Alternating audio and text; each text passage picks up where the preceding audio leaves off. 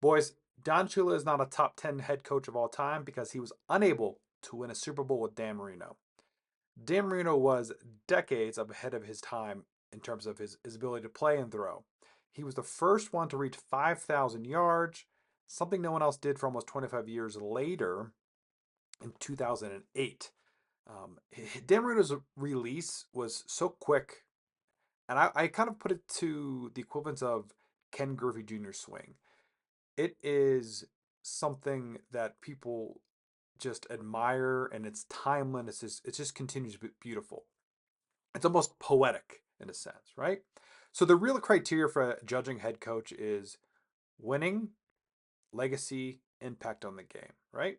So regular season winning, Don Shula is clearly up there. But a lot of that is longevity, right? He coached for 30 plus years.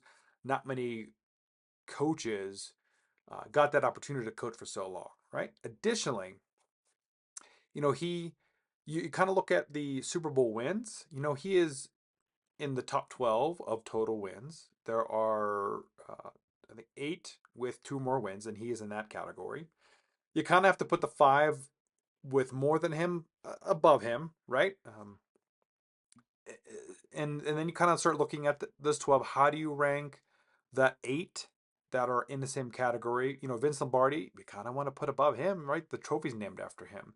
Tom Coughlin, he won with Eli Manning twice. Eli Manning, who is a great quarterback, but he is not Dan Marino, right? Like, ridiculous. Mike Shanahan, you know, you compare those two, now you start looking at legacy. Look at the NFL landscape today. The offenses, every offense kind of stems from him, right? Like, that's a huge impact in the game, much bigger, especially in today's game, than Don Shula. Jimmy Johnson, he did it in what, just a few years. The Cowboys were not a very good team at that moment. He turned around and created a juggernaut and went on to win. And they ended up having a win without a year without him, but still short period of window to win those two Super Bowls. George Seifert, maybe you want to put in here. Bill Parcells. I mean, I kind of think Bill Parcells has a bigger impact. The Giants team, much better of a of the teams, and that he has an impact, right? Bill Parcells comes from that. There's a lot of the kind of how does the NFL shape in the late 2000s is more around Bill Parcells. Um, Tom Tom Flores, another like kind of iffy above or not, right? But then you look at something more unique and versus winning, like Mark Levy, I think should be considered. He appeared in four Super Bowls in a row. That is very impressive because no one else has done it. And that takes a lot of great leadership to get your guys up year after year after year after year of coming back. They didn't win, but they played against Jimmy Johnson, pure juggernauts, right?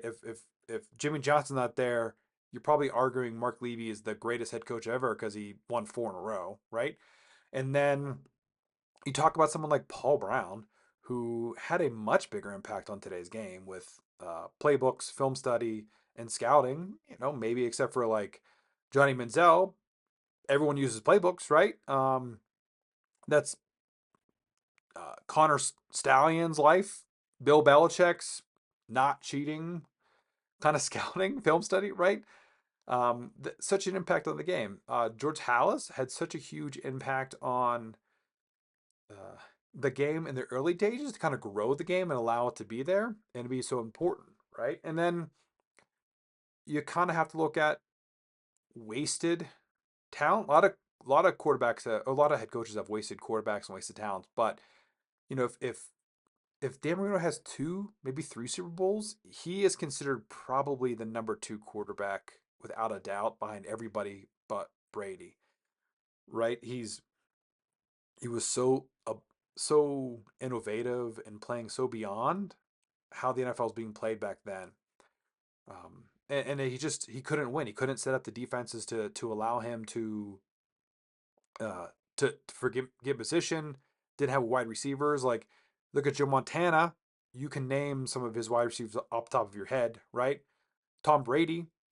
He's got probably the greatest tight end of all time. Had the greatest one of the greatest wide receivers of all time. And a lot of people can kind of name their wide receivers today. Big Ben had a lot of great wide receivers. Terry Bradshaw, um, even recent guys, Mahomes. You can kind of name their guys. So he just don't think, no disrespect to the Dolphins teams, but he didn't have great wide receivers, no great all-time running backs he was kind of working with. He never really had a team around him that he deserved.